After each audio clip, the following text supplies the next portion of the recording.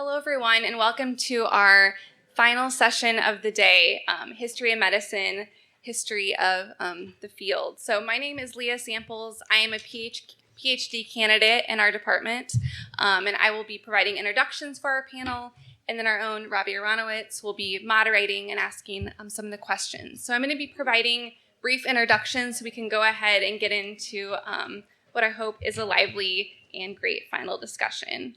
Our first panelist is Dr. Stephen Feierman. He is a former HSS Professor Emeritus. Currently, Feierman is completing a book on the history of medicine across a huge area of Eastern and Central Africa from 1920 to 2010. It is an account of how medical practitioners and ordinary people in their villages and farmsteads created a hybrid form of medical care, ones that integrate professional and lay practices. Dr. Mary Fissell is the inaugural J. Mario Molina Professor of the History of Medicine in the Department of the History of Medicine at the Johns Hopkins University, where she also holds appointments in the Departments of History and History of Science and Technology. She earned her PhD from the History and Sociology of Science Department here at Penn. She is working on a book currently titled Long Before Roe, A Public-Facing History of Abortion from Antiquity to Antibiotics. She is the author of scholarly articles on topics from pregnancy determination to the history of early modern vermin. Dr. Rosemary Stevens, Professor DeWitt, Wallace Distinguished Scholar at the Weill, Cornell Medical College, and HSS Professor Emerita. Her current research focuses on the formal organization of specialization in American medicine today and the public roles and self-regulatory structures of the medical profession. Dr. Dominique Tobbell is Centennial Distinguished Professor of Nursing and Director of the Leonore Crowder Center for Nursing History of Inquiry at the University of Virginia. She earned her PhD from HSS, and she is the author of 3 books, including her latest, which will be published next month, Dr. Nurse.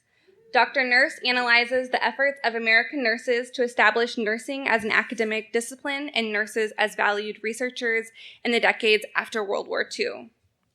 Dr. Jessica Martucci is the Associate Director of Undergraduate Studies in the History and Sociology Department here at Penn. She holds a PhD in HSS from Penn and has also completed a postdoc in the MBE program in the Department of Medical Ethics and Health Policy at the Perelman School of Medicine. Martucci's current project explores the history of Catholic influences in reproductive medicine and a history of disability in American science. Dr. Iram Malam is Assistant Professor in the Department of History of Science at Harvard and is a historian of medicine with a focus on race, globalization, migration, and health during the 20th century. She also completed her PhD in the History and Sociology of Science here at Penn. Her next project will be on logistics, migration, and the body. Thank you, Leah, and thank you, Steve, and everyone to my left. that's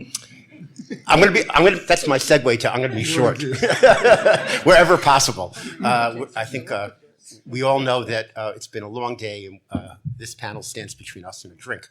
But I'm excited to be here, and I'm going to borrow shamelessly from my colleagues in the other panels in some of the questions. And we hadn't planned to do this, but I thought when Sebastian asked the panelists in the History of Science panel how they got to the history of science, it revealed something also about their biographies. Many of you don't even know who we are, and I thought that might be a helpful way to begin, but obviously with the prompt being how you got to the history of medicine, even after we've bashed for the last 6 hours that there's any distinction between medicine, technology, and science, you still have to say something at a cocktail party about what you do. So, and maybe we'll go zigging and zagging, but Ira, maybe, hi, Ira. So far away. You can start and we'll go this way. So my trajectory was, like you've heard before, definitely not linear. I was going to be an organic chemist. I decided that real science was what I wanted to do. And then kind of dealt with a lot of personal family health-related issues. And so spent a lot of time post-college being in medical spaces and just contending with what that experience was like. And that really shifted the way that I thought about what this thing was, what medicine was, what science was, how it operates, and what my position within this would be. And through that, I found myself thinking about the history of medicine, the social life of medicine, what it does to people, what questions of care arise as a result, and found myself in the department. I was also a science major, biology, chemistry, environmental science, and I worked in a living machine at Oberlin College, which is where I went to undergraduate, which was a on-campus, all-natural ecosystem that treated wastewater in a building on campus. And it was through being very much immersed in the practices of laboratory science that I started to notice dynamics of power and gender at play. And those sorts of questions drove me from the sciences into the humanities and into history department classes and religion studies classes. And it was through exposure there that I learned that history of medicine was a thing. And I was very interested at that time in both sort of environmental connections between health and the landscape, and also gender as a result of my own sort of experiences of power dynamics in the sciences. And so that's how I ended up finding my way to the history of medicine. There's a bit of a theme here. I was a biochemistry major, and I too thought I was going to be a biomedical scientist. And I spent a year working at AstraZeneca at the bench. And while I was perfectly competent at lab work, I really didn't enjoy it. And so I also was interested in kind of science writing, science journalism. And I thought, one of the things I'm really interested in are the social and political contexts of science and medicine. And that led me to happen upon PhD programs in the history of science, technology, and medicine, and led me to Penn. And I think particularly, I've always remained motivated by trying to understand the social and political contexts of healthcare in particular, having grown up in the UK where we had National Health Service, whether it's, for its problems as well as its pros, but I think trying to always wrangle with why the system of healthcare was what it is, or is what it is in the US, and kind of what are those pathways, and what are the ways in which the political economy has really shaped the development of healthcare in the US? Like everybody else here, I think, I had a peculiar move into history and sociology of medicine, which would, if you'd asked me, I would be surprised that was what I was supposed to be doing. It's particularly the sociology part, which I never really got a hand on. How about anybody here? Do you feel you're a sociologist? Anyway.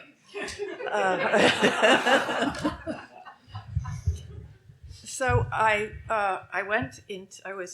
grew up in England, went to college, wasn't sure what to do, got into a graduate program which in health administration in Britain, in the National Health Service, which was a 3-year program with a diploma in between.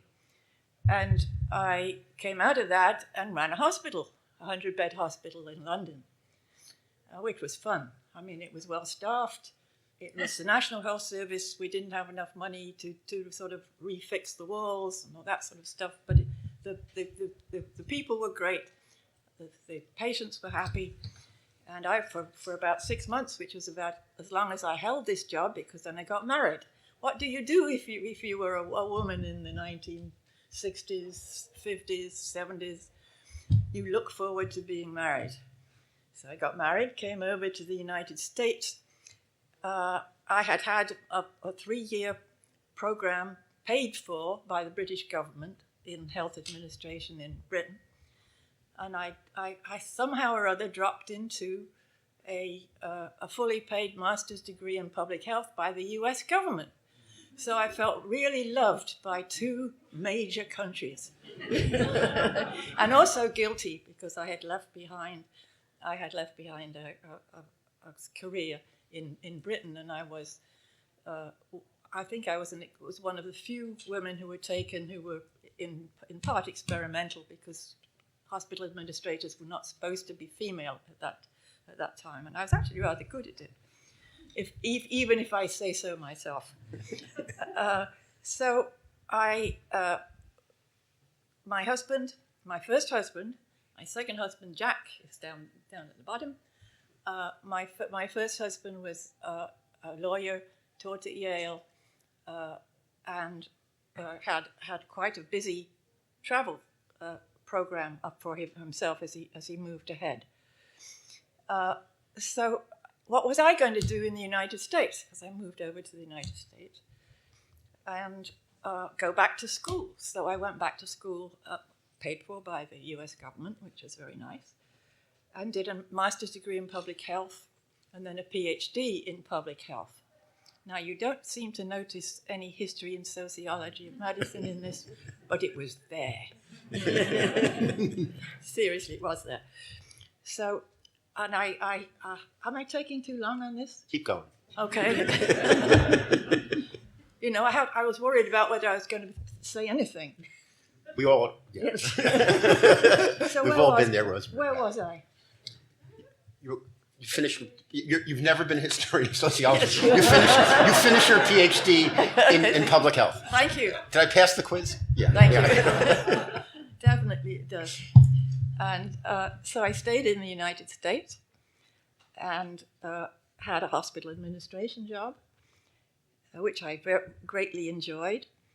I also did a PhD in public health.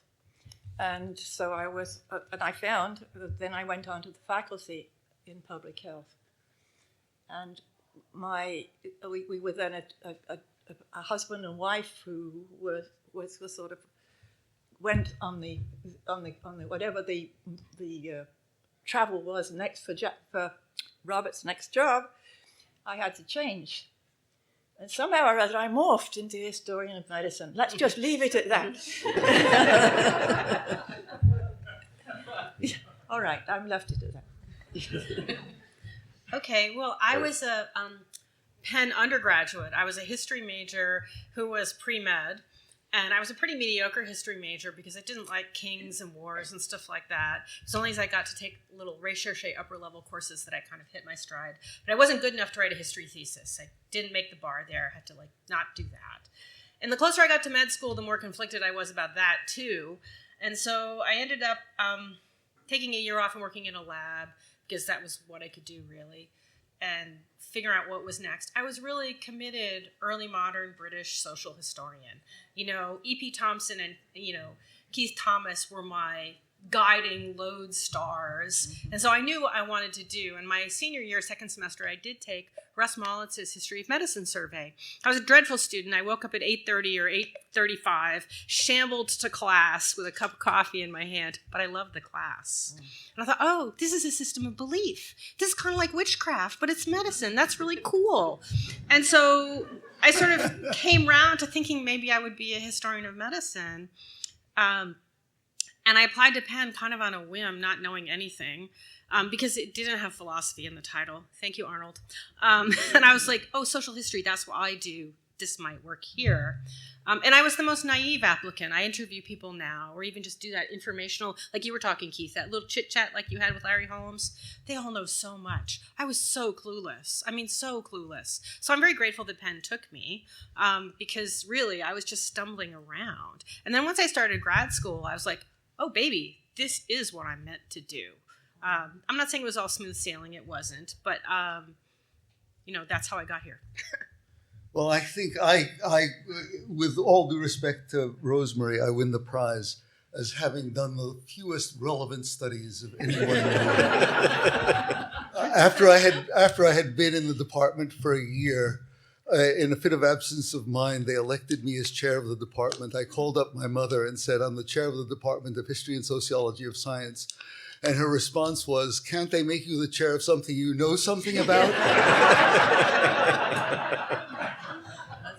However, I will say that I came here after 25 years of teaching in history departments, teaching African history with a lot of graduate students. That being in the department was the first time I ever felt at home, as though I could breathe. And so I'm eternally grateful to it. So how did it come about? that I didn't study any of the subject matter, but in fact felt more at home here than anywhere else. And by the way, one of the things for which I'm eternally grateful is that my colleagues made me feel at home. Where I was used to an academic world in which people might try to draw boundaries, they did exactly the opposite. So I started out wanting to study African history. And at the time when I was studying African history, there was in fact a survey of graduate departments in the United States and in history, and the PhD subjects of the students in those departments. And of all the graduate departments, this is when I was an undergraduate, of all of the graduate departments in the United States, there was exactly one thesis in the entire country having anything to do with African history. And I was an undergraduate at Columbia. I went to the one person who taught some political science about Africa. I said, I think I'd really like to study African history. He said, why would you want to do a thing like that? And that was the only advice I got. So I went off to graduate school at Northwestern because they seemed to have people doing things about Africa, but they didn't have any African historians either. And I worked for a while, and I decided I wanted to do something I wanted to do a kind of history that was culturally grounded and in which oral traditions, oral narratives were a major source.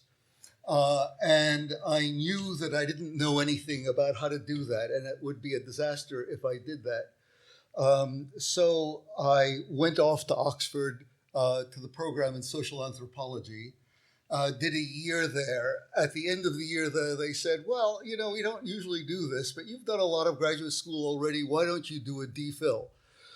So I did a long period of research in Africa, first in Germany and Britain in archives, and then maybe a little more than 2.5 years up in the mountains of northeastern Tanzania, trying to do this kind of history that I was and my supervisor at Oxford was someone who had worked in Bali, in Indonesia, and in a range of places that also weren't particularly relevant. But I decided, I read, there was one classic text of how you deal with oral tradition in African history, and I read it and studied it carefully. I could recite each page practically backwards or forwards. I decided it was very formal and formulaic, and I didn't see how I could do history from that. That would mean anything. But I had already done some studies of anthropology, and so what I decided to do, and this was in a place that had been a kingdom, what I decided to do was to do a kind of analysis to begin with, and it was a kingdom with chiefdoms and then lineages below the chiefdoms. I began by doing an analysis of all the locations within that society where orally transmitted knowledge was likely to exist, and where it had some rationale for existing in terms of the structure of that society. And so from the start, in other words, by trying to deal with this problem that I needed to deal with, I was creating a kind of local sociology of knowledge, and trusting in the fact that that sociology of knowledge would tell me not only whatever I could learn by comparing traditions from different locations about the actual history, but also the traditions that I was collecting were, in fact, evidence of cultural history of a different kind. As part of that study, I also started working with traditional healers because I decided that the narratives that I was collecting had elements in them that I didn't understand about the way in which the environment worked, about the way in which people's crops prospered, the way in which people hunted, nor did I understand the concept of the person, how things that seemed supposedly magical really worked. There was a whole lot that I didn't understand, and I thought that traditional healers would be able to, would be a good place to go. So I worked with a whole bunch of traditional healers, and then I ultimately apprenticed myself to one and went through an extended period of training with him, and that's an odd story. And at the same time, I was affiliated with the history department at the University of Dar es Salaam in Tanzania, where Walter Rodney was a central figure, and I was, and they were trying to figure out why poverty, why all these big questions. So there were also questions about world systems and inequality. In the 70s, my wife, first wife, as with Rosemary, as first husband, my first wife decided to go to medical school, and she had been with me in this first field period and was at home out there in Tanzania.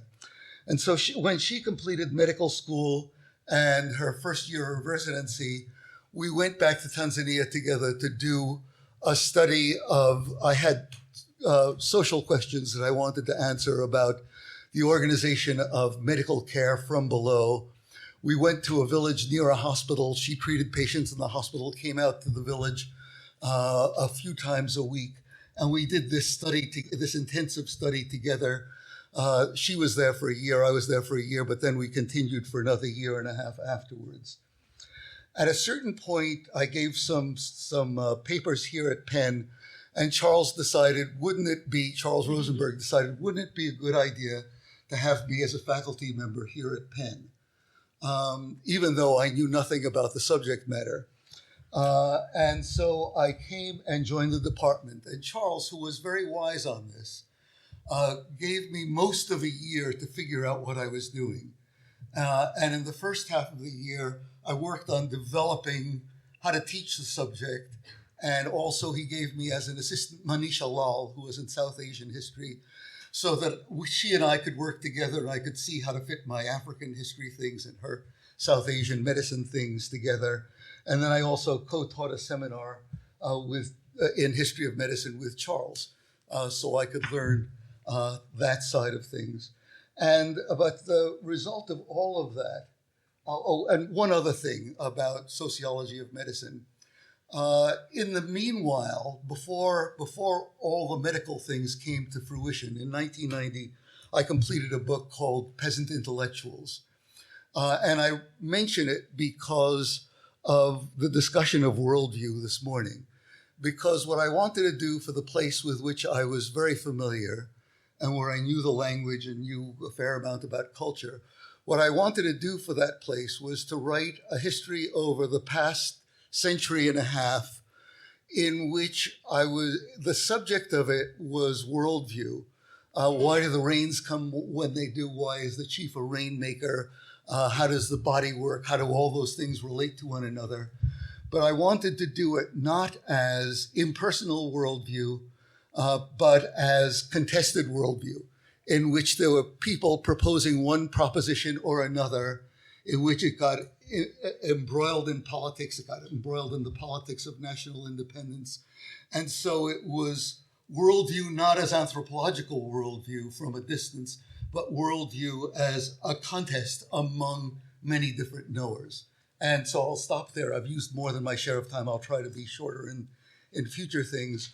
But the point is that the reason I felt so much at home is that I really was a person for whom sociology of knowledge was at the core of my historical imagination, and therefore everything I learned here from all of you fitted into my understanding of how you knew about things. Steve, I think you undermined your own argument there a little. What? No, I mean, you've been training in health, and so many people have talked about their on-the-job training in our department. You know, it more typical maybe than you think. Yeah, maybe one more comment about if Robbie says that. One very important insight that I had during the course of this was that I would go off to the village every day and try to figure out why families were organizing their healthcare in a certain way and why this person was very sick and that person wasn't. And my wife was coming and doing histories and physicals on the same people. And I would come back really excited at the end of the day and say, let me tell you what I just figured out. And I figured out this great pattern about how people relate to one another and relate to understandings of illness. And she would say to me, now, how does that change anything I do to a patient tomorrow? Yeah. Well, that's a good segue to the next prompt about relevance to today or tomorrow that I wanted to ask this distinguished panel about. And, we're living, everyone has brought up, the COVID pandemic where we went mostly unmasked here, masked before. People just don't know what to do. I would say, but at the same moment, the relevance of the history of medicine is somewhat self-evident, I think, at this current moment. And, our department runs a very successful health and societies undergraduate program. Haven't talked much about undergraduates today around it. And those students come to us already, well aware of our fractured healthcare system, of inequalities in health, and a whole series of problems. It's often what's motivating them, whether they have a career in health or not. But at the same moment, you might think this is just a teachable moment, at some level. There are challenges. At least I have felt challenges in my own I guess the prompt is about both teaching and scholarship in a way, which is this like, is this moment like slipping through our fingers like sand in our fingers? How do you, most of our students are not, despite what I just said, necessarily interested in earlier periods of the world. They're not necessarily interested in the things that aren't the most pressing at the moment. Many of us take a more wide-angle view or go into older periods. So I just wanted to ask, this kind of relevance question, like what scholarship and teaching can work or is needed, in this moment. How do we take advantage of where we are in the world? Okay, I've thought a little bit about this. I think I approach this question from my current position where I'm teaching in a school of nursing, and my core constituents of students are nursing students, and I also teach in the medical school too. So I'm teaching medical students and have throughout my teaching career been teaching pre-health science. And so, I think for me, it's not just about the pandemic, but teaching, helping medical students, nursing students, and other future clinicians, getting them to raise questions about the things, the practices, the treatment modalities, the assumptions that are taken for granted and embedded within healthcare today, and to get them to think critically about them. I mean, and quite frankly, and to realize, these are assumptions, and that they were, we've gotten to this situation because of choices made in the past and also choices not made. And so in order to disentangle the systems of oppression that are currently, we're dealing with throughout society, but as well, particularly within the healthcare system, first you have to acknowledge and understand how these systems were created and baked into the structures of healthcare, and in order to then start to potentially disentangle them. So I see that as like my charge to teach students about the history of the ways in which various systems of oppression have been baked into the system. But it's also about teaching students about the quotidian ways in which those systems of oppression shape the day-to-day experiences of clinicians, but particularly the patients who then come through those doors. And so, it's not just about teaching students about the most kind of egregious examples of the ways in which systemic racism has impacted the health experiences of Black Americans, but to show the ways in which it's in the day-to-day events and the ways in which we kind of construct our knowledge about the body and about disease and the treatments that and the technology we use to diagnose them. But it's also about teaching students about also the ways in which clinicians, patients, health activists, including the disability rights activists, reproductive justice activists, have throughout history fought for and been effective at challenging those systems of oppression and working towards dismantling those systems. So it's not just a story of all the problematics, but also a story of agency and activism and hopefully hope for the change. And particularly in thinking about, most recently where there has been a lot of activism on the part of medical students to having medicine move away from race correction in medicine, for example. And that's work that historians of medicine have been doing this work for a long time and really effective at bringing that attention to the fore. So trying to see it as a way of empowering my students so that when they are in their clinical roles, they better understand the patients that come, what those patients bring through the door, like what is that deep history in which they are connected with and the communities are connected with, but also to challenge clinicians to then challenge those assumptions with which they practice. By happenstance, I had a very good education in what was the National Health Service, and I've worked in it. I had spent a year being a participant observer of a major hospital in England.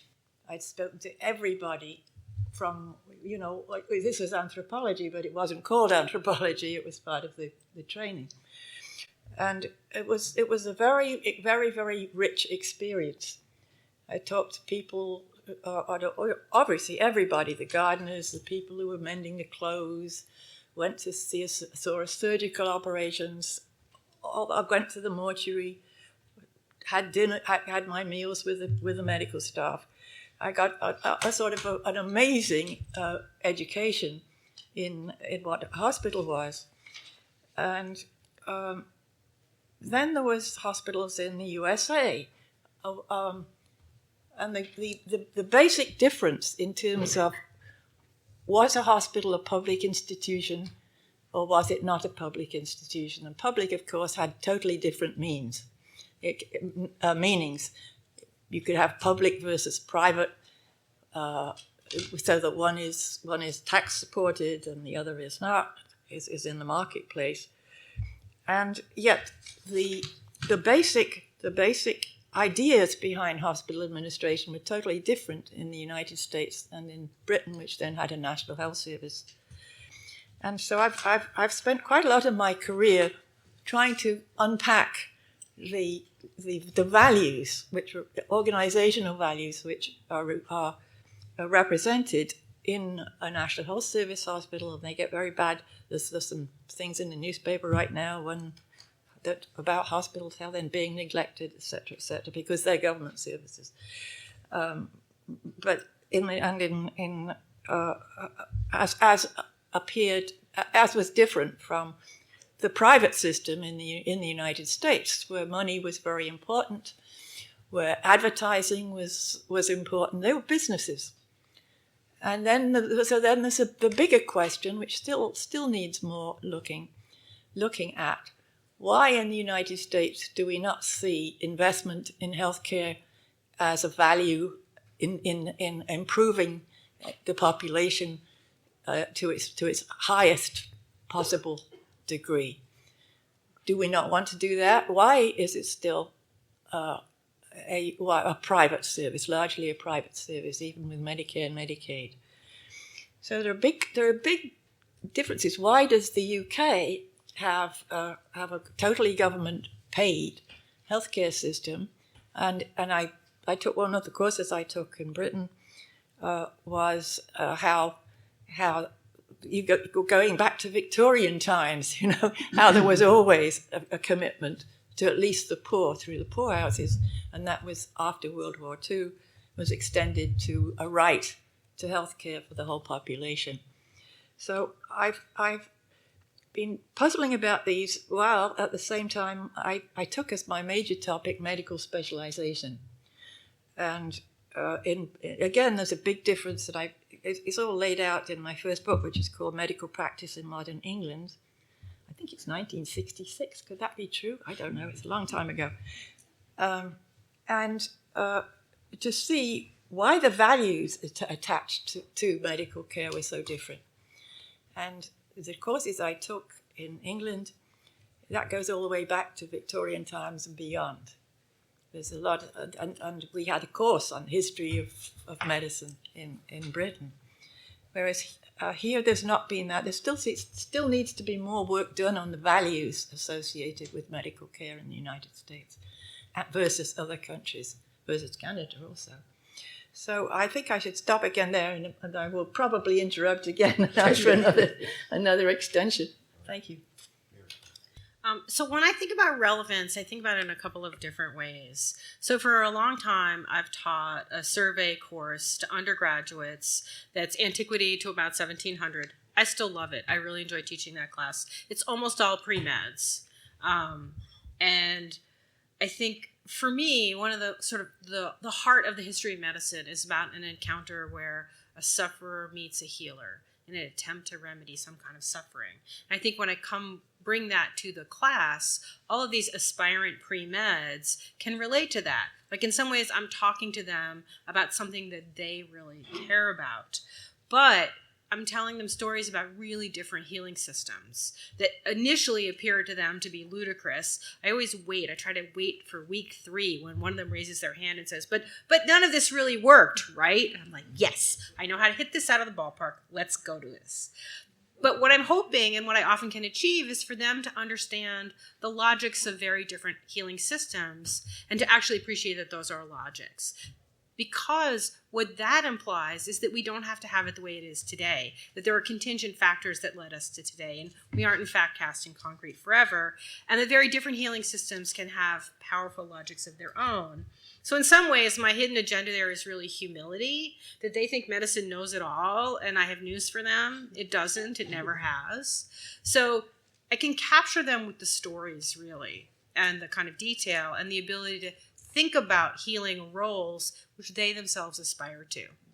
So I will always put in a plea for the pre-modern because I think it offers an immense range of that kind of storytelling that can capture undergraduate attention.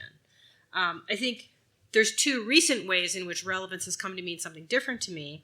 In spring 2020, I was teaching an online version of the survey. So we were talking about the Black Death and about ensuing pandemics. And boy, did that feel relevant. And I actually ended up splitting up our discussions so that we hived off talking about today to separate sessions. But I still remember the moment in which there was a news story about the city of Las Vegas taking a parking lot and painting 6-foot boxes on the parking lot so that the homeless, or the unhoused as I would prefer, each had their 6-foot box so they couldn't infect somebody else if they were to have COVID. Now, talk about concealing the structural inequalities that create that system, right? But honestly, it's right out of very early playbooks. I mean, so many of the remedies there were ones that we were talking about in class. And I think having an understanding, sometimes in the past, of understanding how those inequalities are being either addressed or not addressed or concealed or dealt with in terrible ways can help us see today. Like, it's a very simple message, but sometimes I think having undergraduates think those things through can be really helpful. And the third thing that I would say, Rosemary, when I was a student, you often were advocating that students do some policy work, get themselves into the world of policy. And I would secretly think to myself, I got a free pass. I do the pre-modern period. No, never, sorry, never, no way. My apologies. And here I find myself writing a book on the history of abortion, so never say never. I've been a historian of reproduction for decades now, and I just felt it was step up or step back, basically. So I didn't expect to find relevance on my doorstep. I didn't expect to get there, but I don't really see, there's nothing I'd rather be doing. So in some ways, I think relevance might happen to you without you expecting it. And really, the goal is to be able to recognize it. And if you wish, embrace it if that's the right thing for you. So I don't think there's one path to relevance. I think there's a whole bunch of different ways. Agreed. Yeah, okay. I taught the course in comparative medicine. I suppose I introduced it. I was teaching it in the first decade of this century, so it's been a while since I've done it. One comment on what Mary just said is that I always started off with 2 weeks on contemporary American medicine before going off to Africa or South Asia. And my reason for doing that was that I wanted, and I structured the readings and the lectures so that they could understand just how culturally, socially, and in power terms contingent American medicine today is, okay? Because if I didn't do that first, then the conclusion that students would come to is America has science, Africa has culture, okay? And that's obviously not where we want them to go. I was thinking about the way I taught that course at the time and where students were at that time. And I don't know if they are at the same place now, so I'm commenting on back then.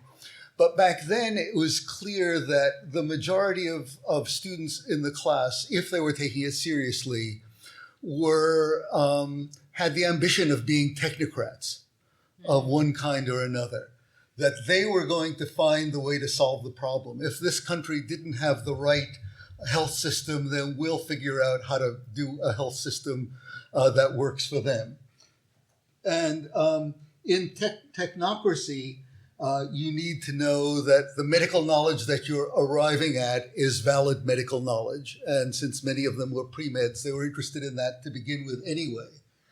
Second thing they wanted to know was, are we doing the relevant kind of epidemiology, and is the epidemiology correct? And then maybe the third thing is ethics. Are we doing this in an ethically appropriate way? And ethics defined in this American kind of way, which is somewhat limited, but I'll put that to one side for the moment.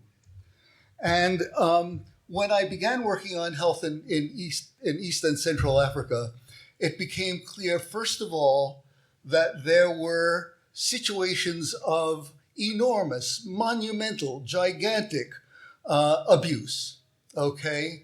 And some of them involving medical heroes. Robert Koch, one of the first Nobel Prize winners in medicine, is nothing short, I don't limit it to Germans. I would find British people who did the same. Robert Koch was nothing short of a mass murderer, a knowing mass murderer. That is, that he gave, for sleeping sickness, he gave people massive doses of arsenicals. He was giving people in Germany were being given doses of arsenicals at the same time. He was giving 10 times the dose in East Africa of what was known to be the maximum safe dose. And there were hundreds of people who were dying, thousands of people who were going blind. And he did this knowingly, he and others with him, okay? So, and this goes, and the French in Equatorial Africa were also lining up people in villages and giving them doses of atoxyl. And the thing that was relevant about atoxyl was that the therapeutic dose, the dose that would cure the disease as they saw it, was very, very close to being the fatal dose, okay? And so the question is, so how do you integrate those narratives? Now, it can be partly what we're talking about race and abuse and trust and world domination and all of those sorts of things. But I wrote a chapter saying this recently in this book that I'm trying to write, and I sent it to my an editor who's a relative of mine, but very smart and he said, we all know that colonialism was not good. Why are you beating a dead horse? And then I read a couple of articles by economists, one of whom studied the French system and what a large team of economists did was they tracked which villages these armed teams, the teams that came to give the injections, came with armed soldiers, which villages the armed teams were most present at. And then they also charted measures that were fairly decent measures of hesitancy to accept World Health Organization or World Bank recommendations of health measures to be taken today. And what they were able to show was that the villages where the greatest abuse had happened, even though it was 50 or 60 years ago or 70 years ago, those villages were also the most hesitant to accept measures today.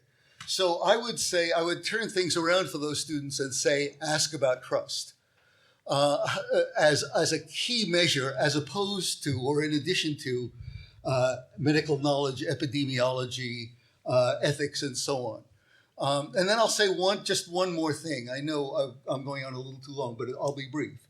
And that is, there are a number of moments right up to the present. There's a mob rebellion against Gates' measures for neglected tropical diseases in 2008 in Tanzania. There are people in Uganda who burned down the house of the Ugandan doctor who's in charge of studying kwashiorkor, okay? And there are endless political rows in African history between people who say, we don't want this medicine and you've got to go away.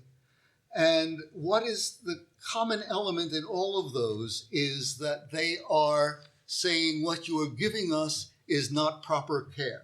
We are demanding care, and you are giving us mass dosages that are not measured, that are not given by a health professional, that are not in any way showing that you care about our illnesses. We're dying with neglected tropical diseases. We're dying of malaria. Our children aren't getting treated properly, and you're telling the school teachers to give us this dose of something where we don't. So the point is that people really want care. It's not a rejection of medicine, but care and trust go together, and that goes with what Mary was just saying. Care and with what Rosemary was saying.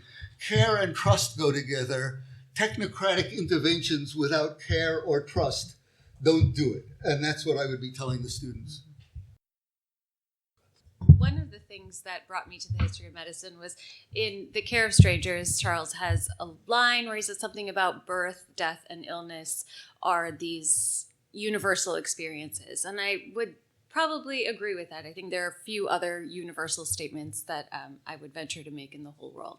And so starting from there, I think helps to really situate the relevance of what we do. And then certainly thinking about the past, but also for my students, setting up the future. We're entering a place where we're going to have, we already have forever chemicals, we have forever wars, pandemics are going to be here. So what is it about our bodies that are going to change into the future that we have to kind of understand that where we've been in order to know what to do with this new ontological entity that is emerging.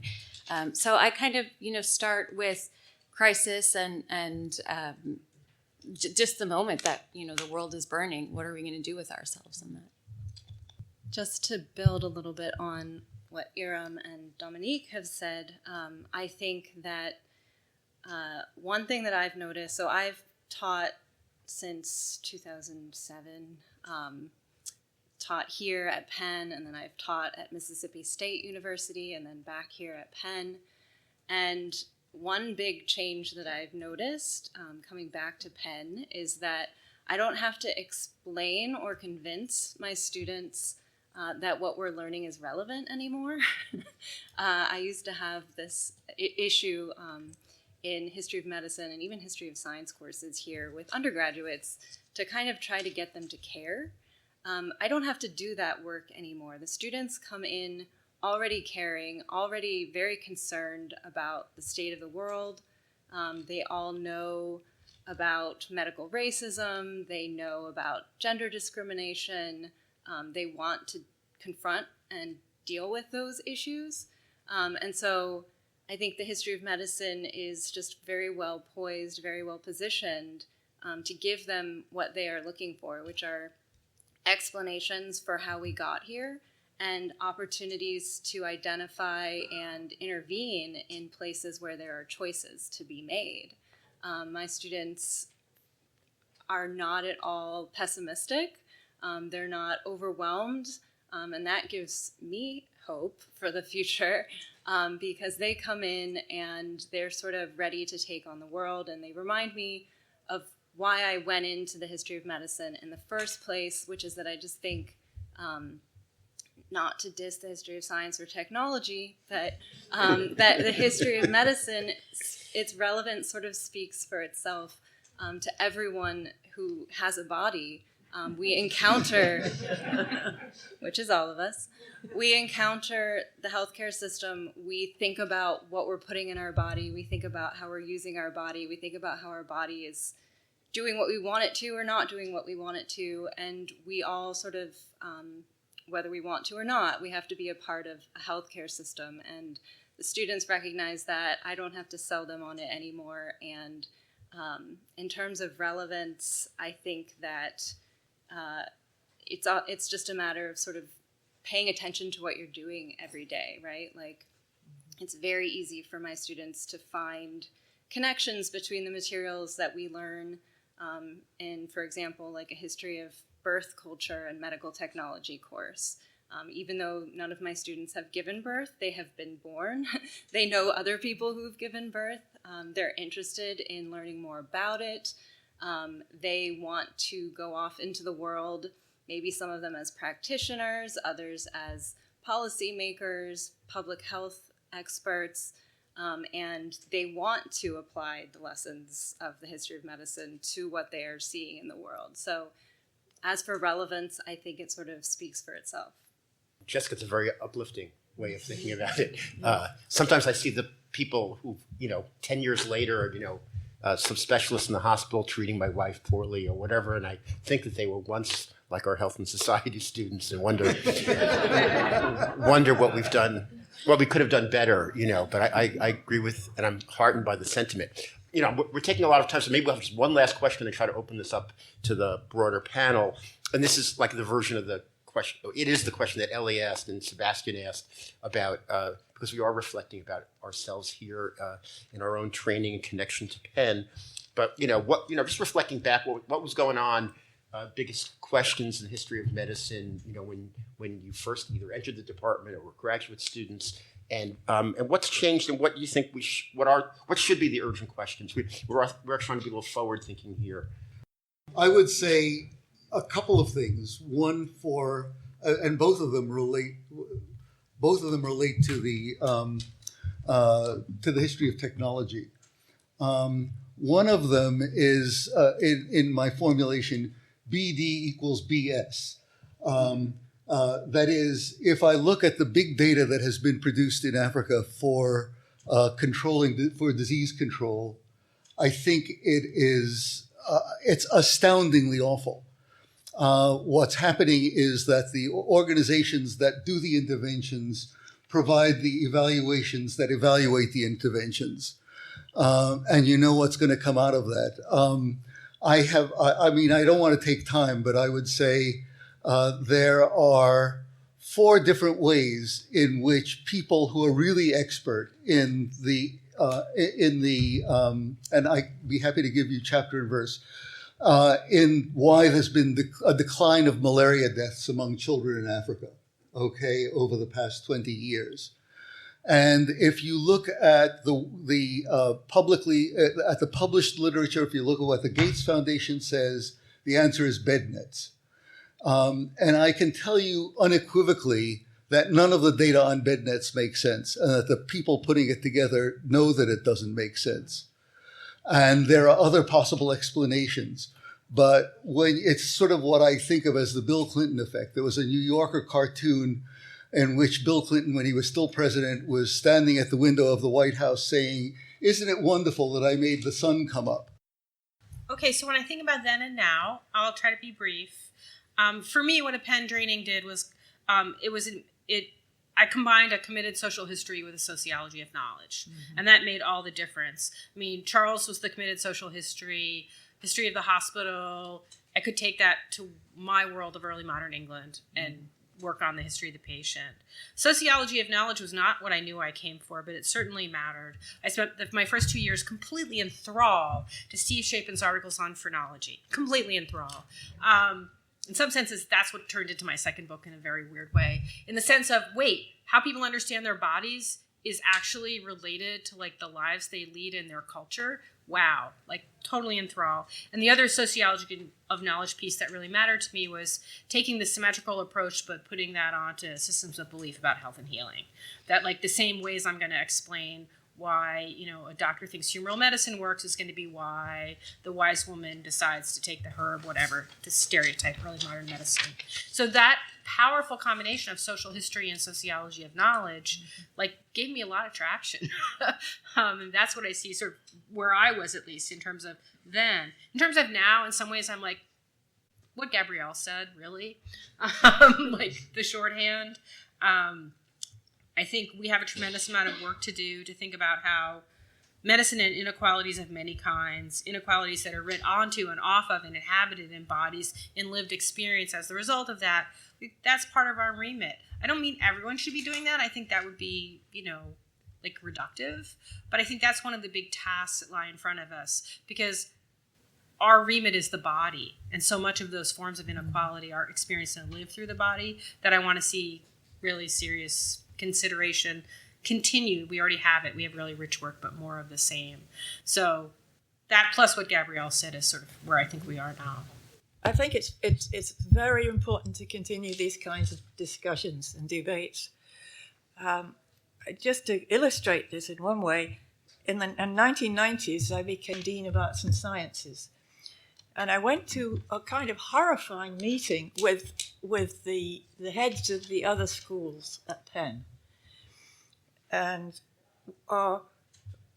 the argument here, the money was tight at that point. Why not just have freestanding schools, said the other lead deans of the different schools. I was in one school against the professional schools. Why not just have freestanding schools? And why do we have arts and sciences at all? We don't really need arts and sciences. It was terrible. I was getting quite upset, not surprisingly.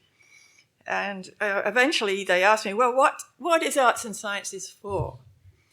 And I actually came up with an idea off the top of my head, which was feeling rather battered. I said, the search for meaning, which if you're talking to the people in the law school, it's a different sort of meaning. Or you're talking to the medical school, it's a different school. Let alone Wharton, which has a different kind of meaning as well. And I got away with this temporarily. Unfortunately, very fortunately, the monetary status of the university improved at about that time. So we were free, but we did have a period where we did take some. When I was dean, where four departments were actually three, because one was religion, which was really small, and we didn't have any money. And but the religious people were very, very good politicians, and I got several phone calls from around the world from bishops, which were quite, good. So enough of that. But it is, just to finish this, it is important to keep trying to express why this is a very important field, and what it is that can be done. And it is a very important field, so congratulations. Well, I want to second what my co-panelists have said already, but especially what Mary's response to the question. I like everything that Mary said. But I would also then, rather than just repeat what's already been said, thinking about the questions that were kind of at the center of the field when I first got here and when I graduated, to thinking about still framing disease, the drugs and their social lives, drugs as cultural symbols, the relationship between medicine and technology, and looking at the intersections of race, gender, and class in the history of medicine. So I think those, particularly the questions about intersectionality, continue to be important. There's still so much more work that needs to be done, and particularly thinking about the ways in which race and indigeneity and intersect with healthcare and the healthcare experience, and looking at the ways in which kind of concepts and structures like settler colonialism and structural inequalities continue to shape healthcare and have done over time. And as Mary said, we don't all need to do that work, but I think it's important that people are doing it, and that work is taken seriously and elevated and considered as important as some of those more classic topics that have been at the center of the field for a long time. And I think thinking about who provides care, this is something that I have been particularly interested in, and whose who matters in that. I think I was very much influenced in my, have been very much influenced in my career by the history of nursing. I mean, obviously I teach the history, I'm teaching and directing a center in the history of nursing now. But I mean, I really credit, Ruth was the one who said to me, you need to be reading history of nursing. You need to be talking to the fantastic scholars at the Bates Center for the Study of the History of Nursing. So Pat D'Antonio and Julie Feierman in particular were very influential in my thinking. And they had responded to in a fresh riff for Charles and saying, we need to expand, like look beyond that kind of immediate clinical encounter and look at, you know, again, who's providing that care and following the patient home. And that's where nurses show up. But it's not just nurses. It's also nurse aides. It's home health aides. It's licensed practical nurses and other kinds of marginalized care workers. And of course, I'm talking primarily from the US context.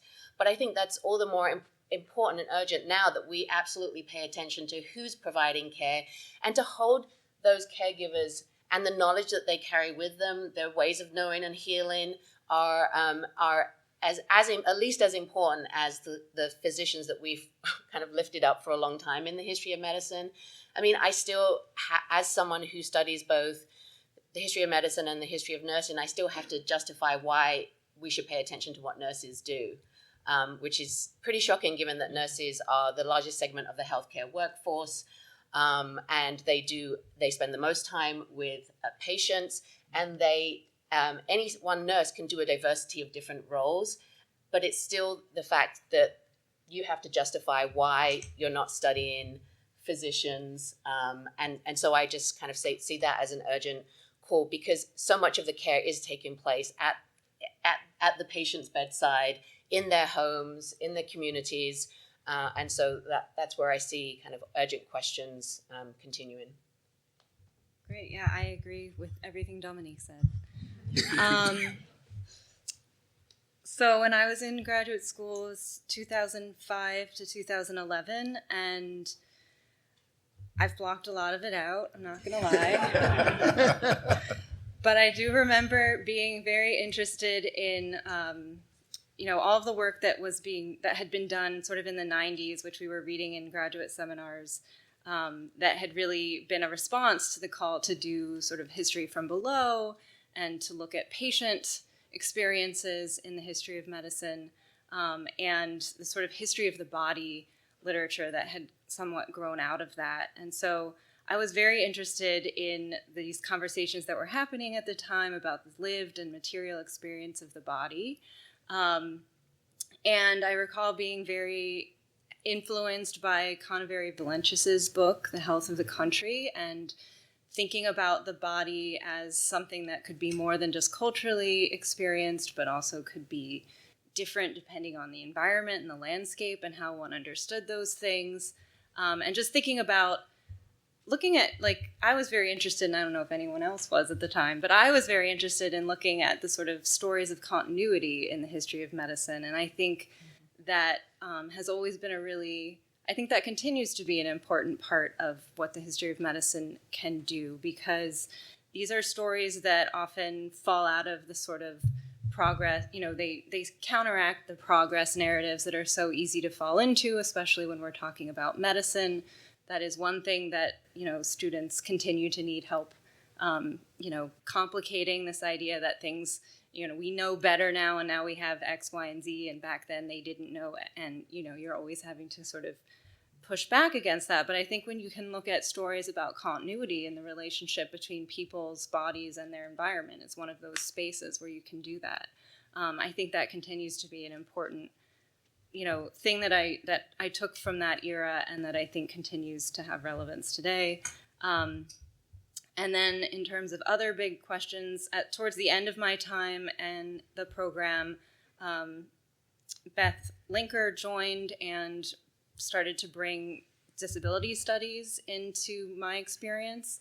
And I think that the tensions and important sort of conversations that have been spawned at the intersection of disability studies and disability history with the history of medicine continue to be a space with a lot of potential, where there are a lot of questions that remain to be asked and remain to be answered.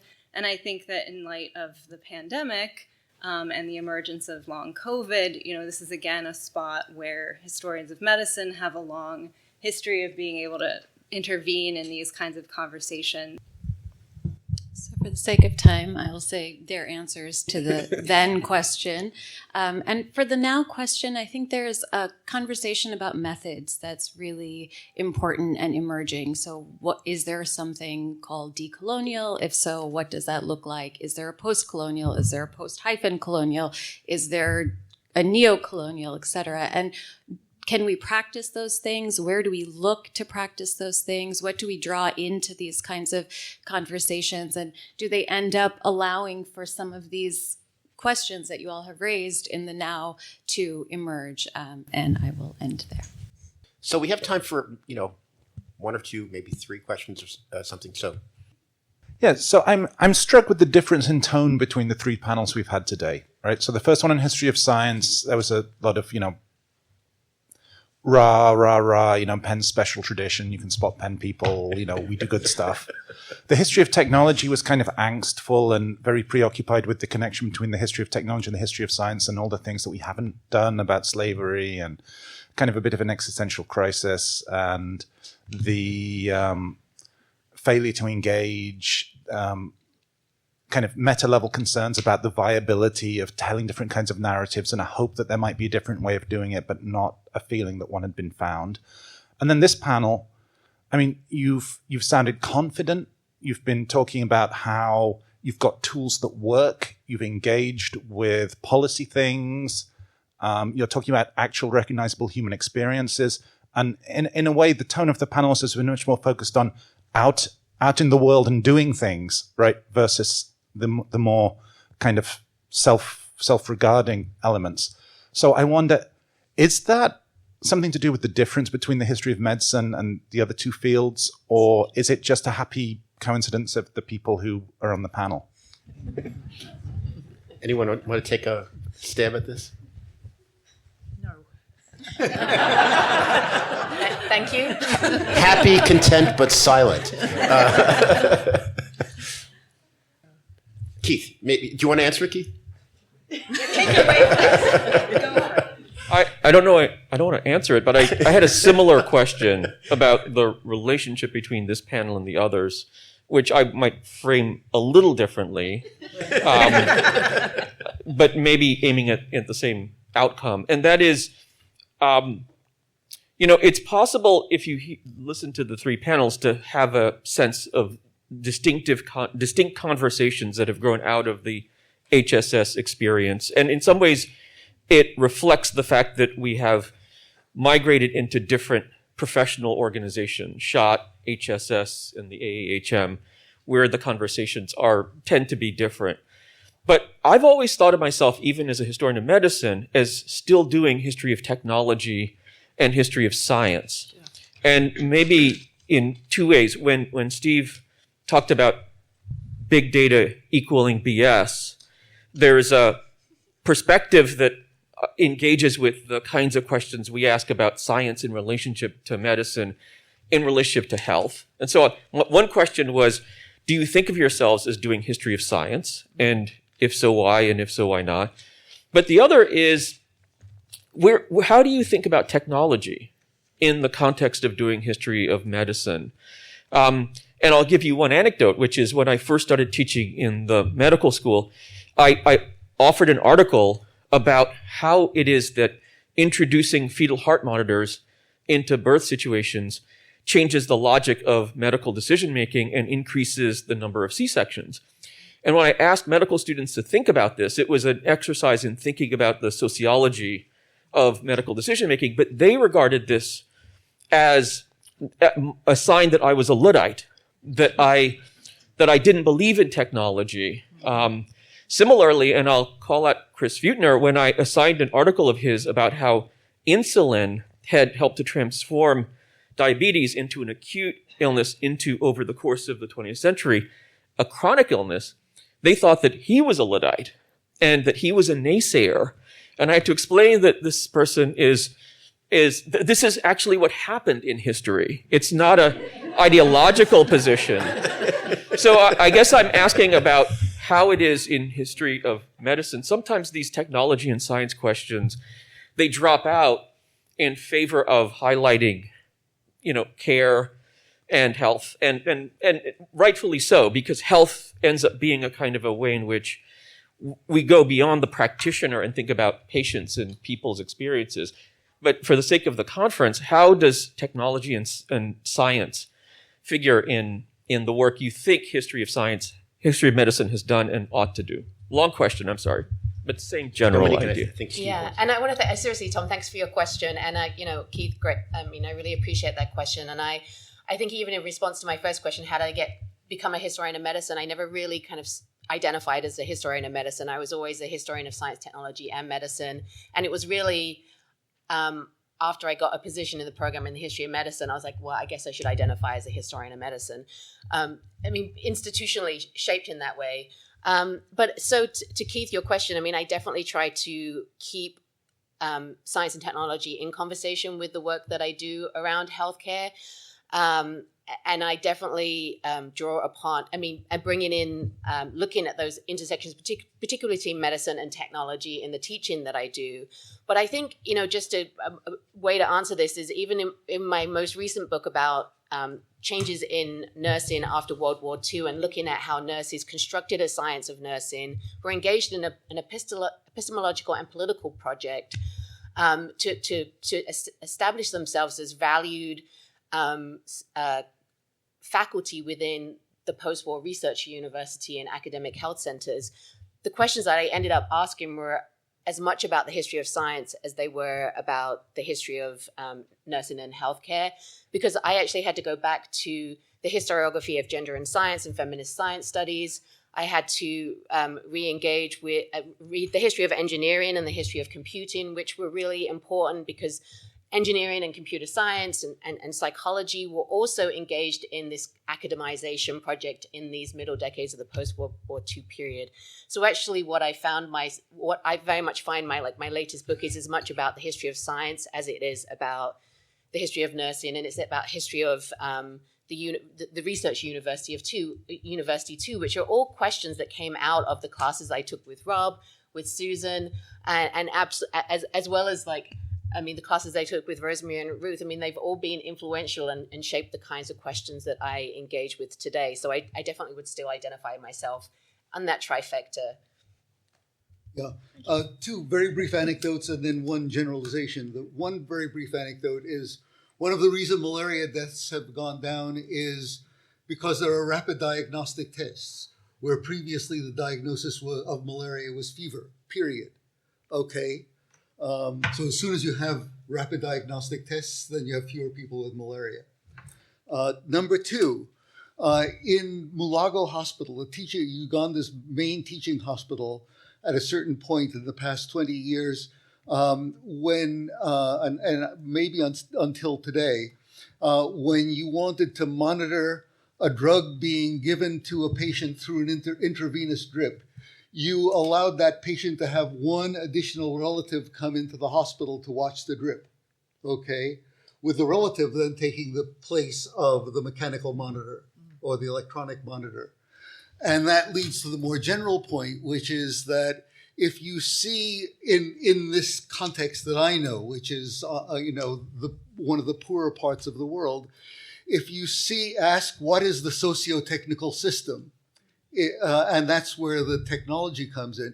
If you ask what is the socio-technical system, then it's the person sleeping underneath the bed of the patient. It's the other person who comes in to watch the drip. It's the hospital that says there is no drug, and there are relatives going out to search other places to find the drug. So the socio-technical system includes not only nurses, but it includes a much wider circle, and it can only be understood in those terms as a socio-technical system. I would like us to say something about Charles Rosenberg. I'm very sorry that he wasn't able to come today. He may be sick. And I hope we can send him a message of some sort to say we missed him. Charles was... Okay, we do miss him. Charles was instrumental in my going to Penn. in that he was enthusiastic. He liked my work, which I was amazed at the time that he liked my work. And we were both writing about the history of hospitals at the time. And I very much appreciate I love his work. I mean, he's one of the best writers I've ever met, or read, I should say. And so maybe we can send some sort of message to say we missed him. He's well, just for people not to spread a rumor. Cranky, but well. Not a disease that I. Okay. But there is a status called old. Yeah. And Rosemary, I can't resist saying that.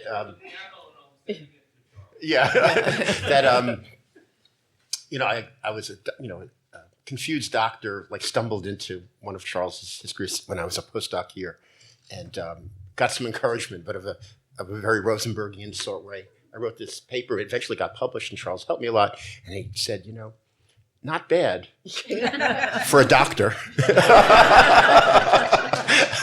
That I've mimicked that in different contexts. So I think we've run. It's 5:10. I know Harun once. Well, first let me thank Leah and everybody on the panel for.